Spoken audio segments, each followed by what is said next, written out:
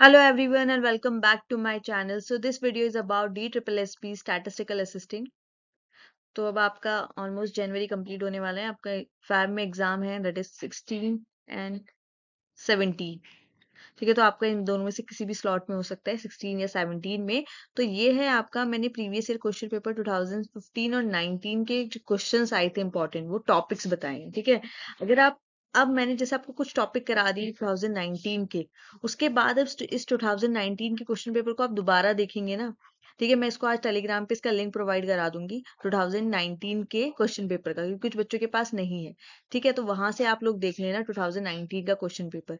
तो क्या होता है, 2019 का क्वेश्चन पेपर एक बार में देखोगे ना तो आपको ऐसा लगेगा कि सब कुछ आउट ऑफ सिलेबस, मतलब बहुत ज्यादा टफ पेपर है. मगर लेकिन जब उसे धीरे धीरे आप पढ़ना स्टार्ट करेंगे तो आपको पता चलेगा कि जो आपके बेसिक स्टैट्स के टॉपिक्स है वो भी काफी आए हुए हैं. ठीक है, स्टार्टिंग के कुछ टॉपिक्स उन्होंने मैट्रिक्स वगैरह के, लीनियर प्रोग्रामिंग के डाले हैं. फिर उन्होंने रैंडम वेरिएबल काफी डाला है, रैंडम वेरिएबल बहुत है, हाइपोथेसिस काफी है. तो हम टॉपिक पे डिस्कस करते हैं क्या क्या टॉपिक्स है उसमें. ठीक है, स्टार्ट करते हैं. तो सबसे पहले मैंने लिखा है नॉन पैरामेट्रिक टेस्ट. अभी हमने ये नहीं किया है. अगर आप इसका लास्ट क्वेश्चन देखेंगे ना 2019 का, तो वो आपका नॉन पैरामेट्रिक टेस्ट पर ही है. रैंक वाला रैंक टेस्ट होता है, उसके बेसिस पर है. तो हमारा ये रहता है. तो मैं आपको नेक्स्ट क्लास में नॉन पैरामेट्रिक टेस्ट कराऊंगी. उसमें 2 3 4 5 ऐसे टाइप्स हैं, डिफरेंट डिफरेंट, हम वो पढ़ेंगे. अनोवा के क्वेश्चन है, 3 से 4 क्वेश्चन अनोवा के आए हुए हैं. जो चीजें हमने पढ़ी हैं वही अनोवा के है. जो मैंने आपको MSc ये सब निकालना, मीन स्टैंडर्ड, हमने जो मीन निकाला था स्टैंडर्ड एरर का, ये सारी चीज अनोवा वाली जो थी वही पूछा गया है उसपे. इंडेक्स नंबर के 2 से 3 क्वेश्चन आए हुए हैं. फॉर्मूला पूछा हुआ है और एक index number, price index find out करने के लिए पूछा है. ठीक है, और एक शायद फिशर या पता नहीं किसी का फॉर्मूला है जो आपसे पूछा हुआ है. एक दूसरा है हमारा आता है रैंडम वेरिएबल. रैंडम वेरिएबल के मैंने आपको क्वेश्चंस करा दिए हैं सारे जो प्रीवियस ईयर आए हुए हैं. ठीक है, टॉपिक्स भी मैंने आपको अब तो बता दिया. अगर आप खुद से आप गूगल करके बुक से कुछ या किसी बुक से अगर ये पढ़ना चाहोगे तो अब आपको डिफिकल्ट नहीं लगेगा, क्योंकि मैंने आपको चीजें एक्सप्लेन कर दी हैं कि वो वर्ड्स क्या हैं. ठीक है, क्या होता है, मैं अगर इन कंसेप्ट की आप डायरेक्ट बुक देखोगे ना तो आपको क्लियर नहीं होगा. एक बार वो आप टॉपिक यहाँ से पढ़ो, फिर जाके बुक से उस टॉपिक को पढ़ने की कोशिश करो तो आपको क्लियरली समझ आ जाएंगे. ठीक है, क्योंकि लैंग्वेज बहुत अलग लिखी होती है बुक्स में. दूसरा है आपका एसोसिएशन ऑफ एट्रीब्यूट. ठीक है, एसोसिएशन ऑफ एट्रीब्यूट की मेरी 2 से 3 क्लासेस हैं. मैंने आपको उसमें पूरा एसोसिएशन एट्रीब्यूट कराया. उसमें आपको जो आपका यूलेस कोफिशिएंट ऑफ एसोसिएशन है, एक उसका क्वेश्चन था. एक आपका कॉलिग्नेशन है, उसका क्वेश्चन है. 2 क्वेश्चंस आपके इसके हैं. दूसरा है टेस्टिंग ऑफ बाइसनेस, कि कैसे हम चेक करते हैं कि, मैंने आपको बताया था ना बाइसनेस के लिए क्या होना चाहिए, मीन क्या होना चाहिए आपका, 0 के equal, estimated mean.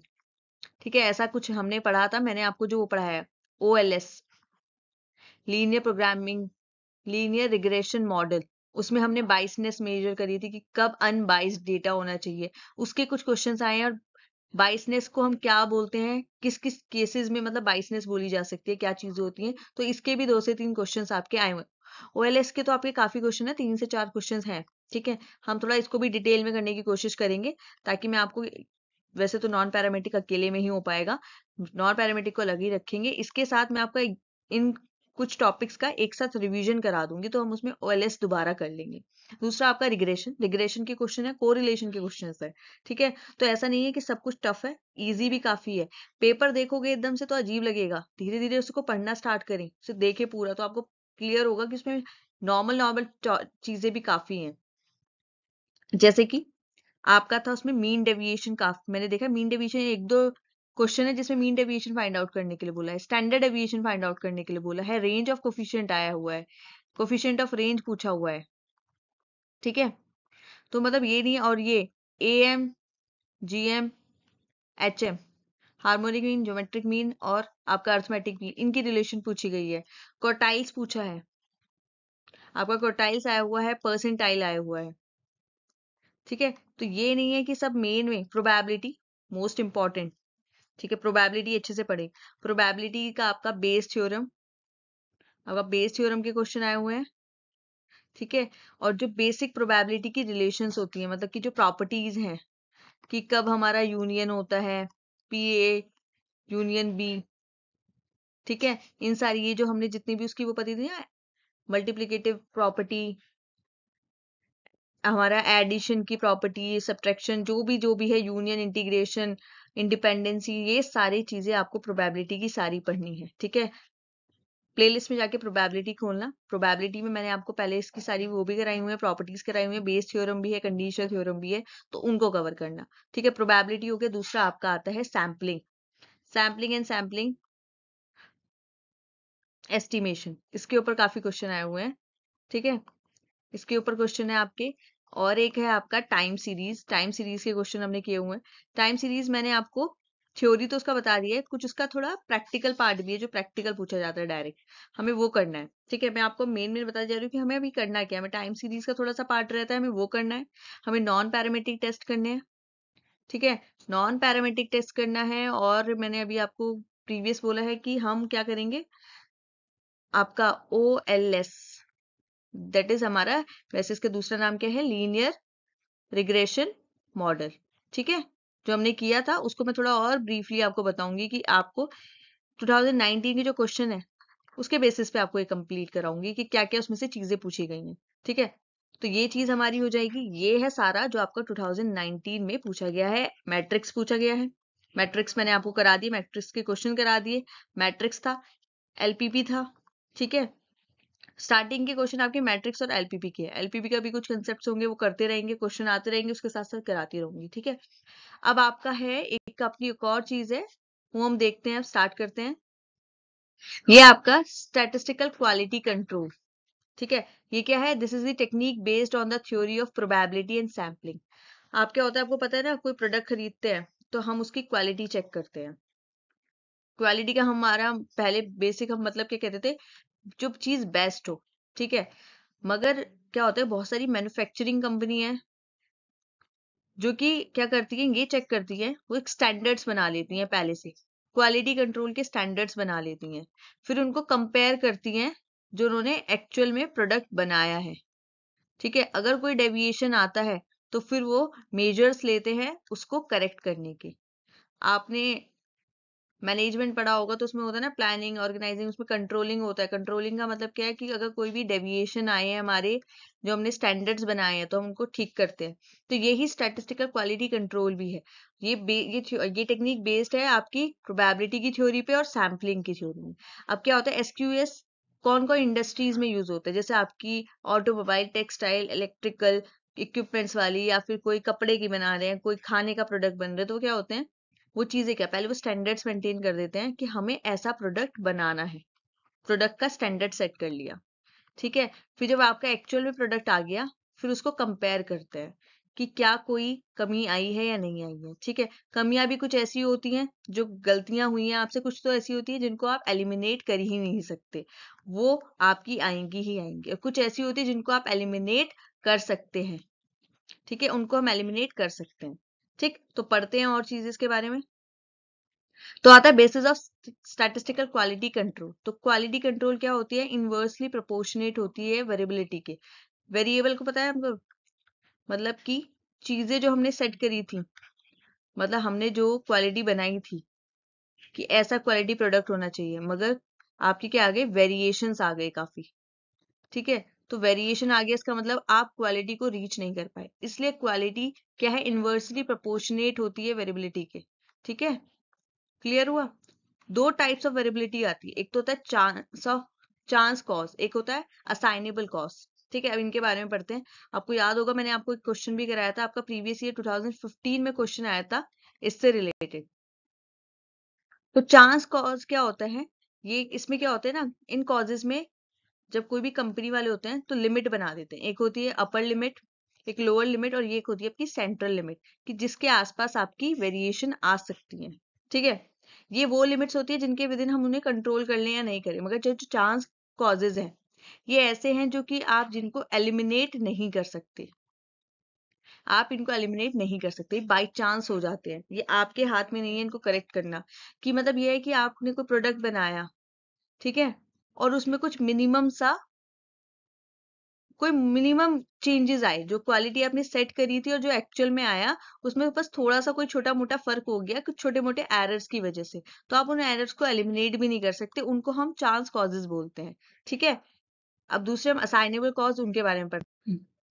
Chance cause, क्या है, in any production process regardless of how well designed और carefully maintain it is, certain amount of natural variability will be always exist. This is called natural variability. क्या होता है कि कितना भी अच्छा प्रोडक्शन प्रोसेस हो, ठीक है, कितना ही वेल डिजाइंड हो, कितना भी अच्छे से आपने मेंटेन किया हो, कुछ सर्टेन अमाउंट ऑफ नेचुरल ऐसी कुछ चीजें होती है जिनकी वजह से आपका वेरिएशन आ जाता है प्रोडक्ट में, ठीक है, जो आपने स्टैंडर्ड बनाए थे और एक्चुअल में, उसको हम चांस कॉज बोलते हैं। जैसे कि बैकग्राउंड की नॉइज, जैसे मैं कभी वीडियो बना रही होती हूँ, आपको कुछ बैकग्राउंड में नॉइज आती है, ठीक है, वो क्या है, चांस और कॉज है।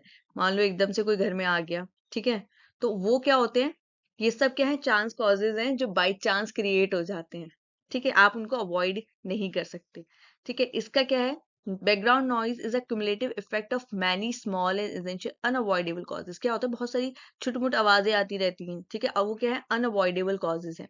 जैसे कि मैं पहले माइक यूज करती थी, उस माइक की वजह से बहुत उसमें ऐसी वाली साउंड आती थी, वाली, तो वो क्या है, अनअवॉइडेबल कॉज है, क्योंकि माइक लगाना कंपलसरी जरूरी है, आपको आवाज अच्छी आए इसलिए, मगर कुछ बैकग्राउंड नॉइजेस उसकी वजह से बहुत क्रिएट होती है। अब दूसरा है the framework of statistical quality control. This is a natural variability and is often called a stable system of chance cause, a process that is operating within only a chance cause of variation present in the statistical. In other words, the chance cause are inherent part of the process. तो in short क्या है कि ये part है आपके process का, जो आप क्वालिटी, आप जो प्रोडक्ट प्रोसेस कर रहे हैं उसके अंदर ये कॉजेज आएंगे ही आएंगे, ठीक है, आप इनको अवॉइड नहीं कर सकते। अब दूसरे कॉजेज पढ़ते हैं। अब क्या है, चांस कॉज ऑफ वेरिएशन किस किस टाइप के होते हैं, consist of many individual causes, any one chance cause result in only a small amount of variation. कितना वेरिएशन, बहुत छोटी मोटी आएगी, मान लो कोई प्रोडक्ट बनाया था, ठीक है, कुछ बन रहा है, उसमें कुछ थोड़ा सा वेरिएशन, मान लो कोई प्रोडक्ट वेट के बेसिस पे, मान लो जैसे 10 kg का बनाना था, वो 9.99 या 9.80 इतने केजी का हुआ, ठीक है, तो ये क्या है, थोड़ा मिनिमम सा है, तो हम इसको चांस कॉज वेरिएशन बोलते हैं। Chance variation can not economically be eliminated from the process. आप क्या ना, मैन पावर या फिर पैसा अच्छा लगा लो या कुछ भी चीज से इसको करेक्ट नहीं कर सकते, इसको एलिमिनेट नहीं कर सकते। जैसे कि क्या होता है, मशीन में कुछ स्लाइड वाइब्रेशन आने लगे, lack of human perfection in reading instrument and standing control, मतलब क्या होता है ना, एक प्रोडक्ट आपने बिल्कुल परफेक्ट बना दिया, कोई एक आपका वर्कर है, वो उसने बिल्कुल एग्जैक्ट बना दिया, दूसरा हो सकता है उसमें उसमें कुछ 0.5 का थोड़ा डिफरेंट आ गया हो, ठीक है ना, तो ये क्या है, आपकी human perfection, lack of human perfection की वजह से भी हो सकता है।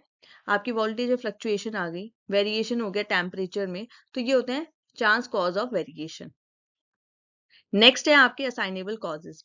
अदर काइंड ऑफ वेरिएबिलिटी में occur be present in the output of a process.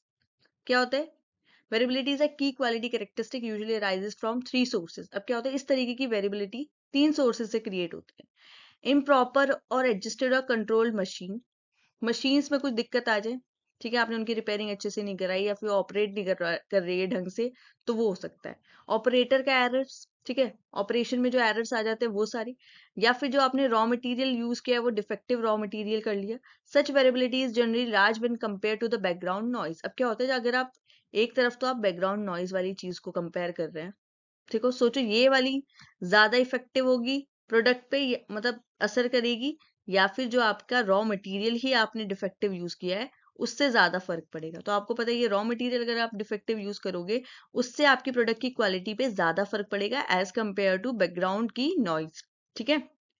तो क्या होता है, such variability generally large when compared to background noise and it usually represent a unacceptable level of process performance। मैंने बताया ना 10 kg का बनना था, 9.99 या 9.98 का बना, कोई फर्क नहीं पड़ता।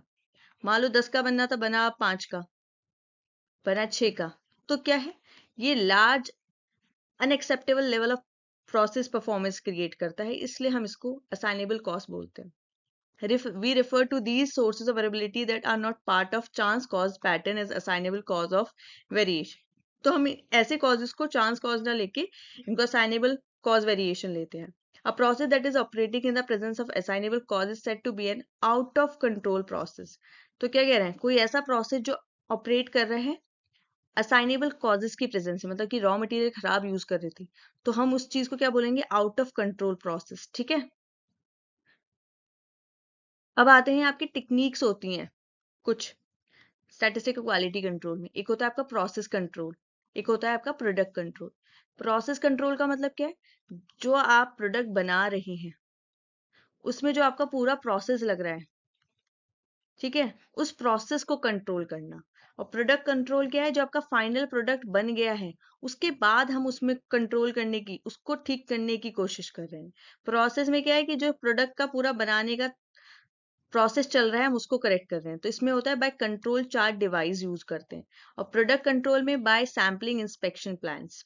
अब क्या होता है? प्रोसेस कंट्रोल में वेरिएबल्स में चेंजेस लाते हैं और हम एट्रीब्यूट्स को कंट्रोल करते हैं। और यहाँ पर भी एट्रीब्यूट्स को कंट्रोल करते हैं, यहाँ वेरिएबल को भी करते हैं। अब वेरिएबल्स को जो करते हैं उसके लिए हमारा एक्स बार चार्ट बनता है, आर चार्ट बनता है, स्टैंडर्ड चार्ट बनता है, स्टैंडर्ड डेविएशन चार्ट। एट्रीब्यूट्स में हमारा C chart, NP chart and P chart. ठीक है, तो ये है techniques of standard quality control. अब टेक्निक्स ऑफ स्टैंडर्ड क्वालिटी मैंने बताया दो तरीके से होती है, एक प्रोसेस कंट्रोल और एक हमारा प्रोडक्ट कंट्रोल।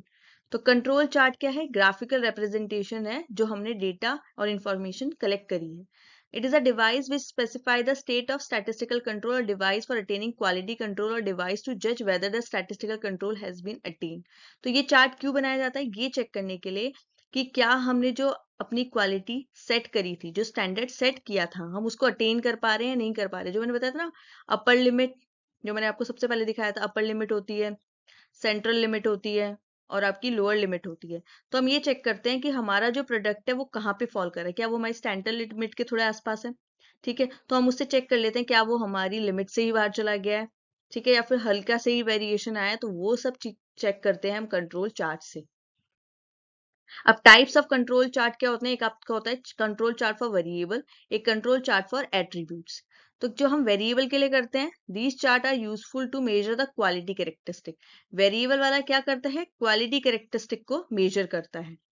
इसमें हमारा एक्स बार और आर चार्ट बनता है। और जो हमारा एट्रीब्यूट चार्ट बनता है वो पी चार्ट इंक्लूड करता है, एनपी चार्ट इंक्लूड करता है and C chart. P chart for the fraction defective, NP chart for actual number of defectives and C charts are based on the difference between the defect and defective and on the basis of Poisson distribution। देखो ये बहुत important है, इस चीज को याद रखो कि आपका कौन सा चार्ट किसके लिए बनता है। पी चार्ट आपका किसके लिए बनता है, एनपी चार्ट किसके लिए बनता है, आपका सी चार्ट किसके लिए बनता है, और कौन से डिस्ट्रीब्यूशन के बेसिस पे हम इसे बनाते हैं। तो ये है आपके types of controlling chart, control charts. तो अब मैंने आपको बताया है क्या? Statistical quality control. अब मैं आपको कल की क्लास में बताऊंगी, जो हमने ये टाइप्स, हमने जो टेक्निक्स पढ़ी हैं इनके बारे में पढ़ेंगे कि क्या हमारा एक्स बार चार्ट होता है, उसका क्या, आर चार्ट हमारा क्या होता है, उसके क्या फॉर्मूले हैं, ठीक है, हमारा पी चार्ट क्या है। तो ये बहुत इंपॉर्टेंट है।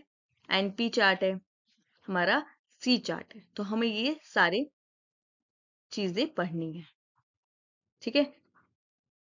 So that's all for today. I hope you guys like this session. So please like, share and subscribe my channel. Thank you. मैंने आपको अब बता दिया है, काफी बच्चे पूछ रहे थे कि मैम बताइए क्या इंपॉर्टेंट टॉपिक्स हैं। तो अब आपको ये जो मैंने आपको स्टार्टिंग में क्लास में बताया था 2019 के बेसिस पर, आप वो टॉपिक्स तो प्लीज कर लें, ठीक है। मैं भी करा रही हूँ, आप खुद भी प्रैक्टिस करें। सो बाय बाय, टाटा।